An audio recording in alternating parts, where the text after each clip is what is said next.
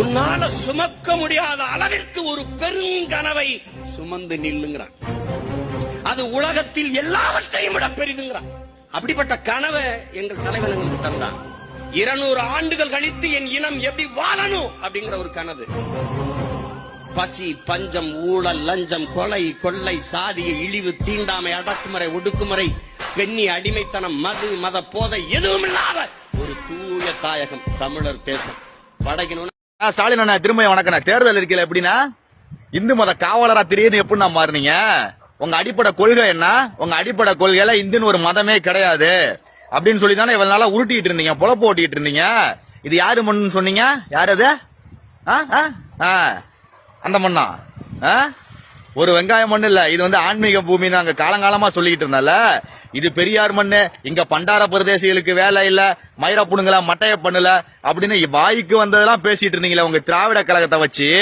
இன்னைக்கு தேர்தல் வாக்குறுதியில இந்துக்களோட புனித யாத்திரைக்கு போறதுக்கு மானியம் தரவான்ட்ட யாரு மானியம் கேட்டா? என் கோயில் மானியத்தை முதல்ல கொள்ளடிக்காதன்னு சொல்லிட்டு இருக்கோம். அறநிலையத்துறை எங்களுக்கு தேவையில்லைன்னு சொல்லிட்டு இருக்கோம். என் கோயில் நிலத்தை ஆட்டைய போட்டுறதுக்கு, என் கோயில்ல இருக்க உண்டியலை கொள்ளடிக்கிறதுக்கு அறநிலையத்துறை ஆரம்பிச்சு வச்சுக்கிட்டு இன்னைக்கு வந்து என் மதத்துக்கு, என் மதம் என்ன பிச்சைக்கார மதம் நினைச்சிட்டு இருக்கீங்களா? மானியம் வாங்கி தான் நாங்க பொழ போட்டணுமா? இந்து மதம் ஒரு மதமே இல்லைன்னு சொல்லிட்டு இந்து மதத்தை எப்படிலாம் கீழ்த்தரமா கேடுகட்டத்தரமா நீங்க வந்து உங்களோட ஈவேரா அடிவருடிகளை வச்சுக்கிட்டு அந்த வீரமணி என்ன சொன்னா அன்னைக்கு சேலத்துல வந்து பிராமர செருப்பால் அடிச்சதுக்கு அப்புறம் 150 தொகுதி ஜெயிச்சோம்னு சொன்னானா இல்லையா? அந்த எச்சப்பூரிக்கு நாய் இந்த சுபவி எவ்வளவு பேச்சு பேசியிருக்கான், நீ எவ்வளவு பேச்சு பேசியிருக்க. ஒரு வருஷத்துக்கு முன்னாடி இஸ்லாமிய திருமணத்துல போய் உட்காந்துட்டு இந்து மத சடங்குகளை பத்தி கேடுகட்டத்தனமா கேவலமா பேசுனிய. எந்த முகரைய வச்சுக்கிட்டு இன்னைக்கு இந்து மதத்தை பத்தி நீ தேர்தல் அறிக்கை விட்டுட்டு இருக்க? ஓட்டு அரசியலா? நக்கி பிழைக்கிறீங்களா? இல்ல தெரியாம தான் கேக்குறேன், நக்கி பிழைக்கிறீங்களான்னு கேக்குறேன். நீ என்ன வேற எந்த அறிக்கை வேணாலும் விட்டுட்டு போ, அத பத்தி எங்களுக்கு கவலை கிடையாது. ஏன் இந்து மதத்துக்கு அவ்வளவு பண்ற இவ்வளவு பண்ற, இந்து மதத்துக்கு பண்ற நீ யாரு? இந்து மதத்தை நீ முதல்ல ஏத்துக்கிட்டியா?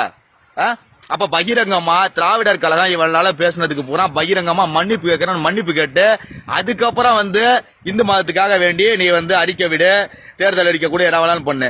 உன் தங்கச்சி என்ன சொன்னிச்சு கொஞ்ச நாளைக்கு முன்னாடி?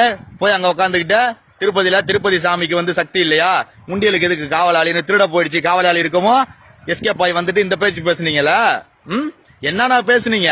இந்து மதம் ஒரு மதம் கிடையாது அப்படின்னு இந்த முட்டா போயில 4 பேர் அந்த எவனோ கவிஞ மயிறு மட்டன் வச்சுக்கிட்டு என் மதத்தை எவ்வளவு இழிவுபடுத்தி பேசுனீங்க. இன்னைக்கு என்னத்துக்கு என் மதத்துக்கு வந்து நீங்க சப்ப கட்டி கட்டுறீங்க? நீ ஒரு அறிக்கை எப்படி விட்டுருக்கணும் தெரியுமா? அறநிலையத்துறையை வந்து இந்துக்கள் வசமே ஒப்படைக்கிறோம், இந்து கோயில்களை இந்துக்கள் வசமே ஒப்படைக்கிறோம், இந்து கோயில்களை அறநிலையத்துறைங்கிற பேர்ல திருட மாட்டோம். அப்புறம் என்னது, இந்த இந்து கோயிலோட மானியத்தெல்லாம் வந்து 90 வருஷத்துக்கு ஈன கரையத்துக்கு விட்டுருக்கீங்களா மாற்று மதத்துகளுக்கு, அதை நாங்க கேன்சல் பண்றோம். அது மட்டும் இல்லாம இந்து அறநிலையத்துறையில இந்துக்களுக்கு மட்டும்தான் வேலை, இந்து அறநிலையத்துறையில தமிழ் பெயர்ல இருக்கிற மத்த கிறிஸ்துவ மதங்களை வேலையில இருந்து நீக்குவோம், இப்படி எல்லாம் சொல்லி இருந்திருக்கணும். நீனு அதை விட்டுட்டு இந்து கோயில் என்னமா இந்துக்கள் எல்லாம் வந்து நாங்க சாமி கூப்பிட பிச்சை எடுத்துட்டு இருக்கோமா? முதல்ல நீ கோயில்ல உண்டியல வச்சு நீங்க பிச்சை எடுக்காதீங்க, முதல்ல கோயிலை விட்டு வெளியே எடுங்க. யார ஏமாத்த வேலை பாக்குறீங்க? இன்னைக்கு எப்படி இந்து மதம் வந்துச்சு? பாரதிய ஜனதாக்கு இங்க கால் இல்ல, தலை இல்ல, வால் இல்ல. நீங்க எதுக்கு பயந்து நடுங்குறீங்க? பாஜகவுக்கு பயந்து நடுங்கிட்டு வேலை கையில எடுத்த அன்னைக்கு உங்க வந்து கேட்டதுக்கு சமாளிபிகேஷன் பண்ணீங்க. இன்னைக்கு வந்து இந்து மதங்களுக்கு எந்த தாராள அடிப்படையில அப்படியே அள்ளி அள்ளி கொடுத்துட்டு இருக்கிற மாதிரி பேசிட்டு இருக்க. எவன் விட்டு காசு? லயோலா காலேஜ் முதல்ல 90 வருஷம் அக்ரிமெண்ட் முடிஞ்சு போச்சு இந்து மதத்தோட இடம், அதை முதல்ல மீட்டு தர முடியுமா? உங்க அடிவருடி காலேஜ் லயோலா காலேஜ் ஒவ்வொரு மாவட்டத்திலையும் எங்களோட கோயில் இடத்தை ஆக்கிரமிச்சு வச்சிருக்கீங்க. பெருவாரியா ஆக்கிரமிச்சு வச்சிருக்கிறது உங்க கட்சிக்காரங்க தான். அதை முதல்ல நீக்குங்க. நீங்க என்ன சொன்னாலும் பழனிக்கே பால் காவடி எடுத்தாலும் இந்துக்கள் ஓட்டு உங்களுக்கு கிடையாது.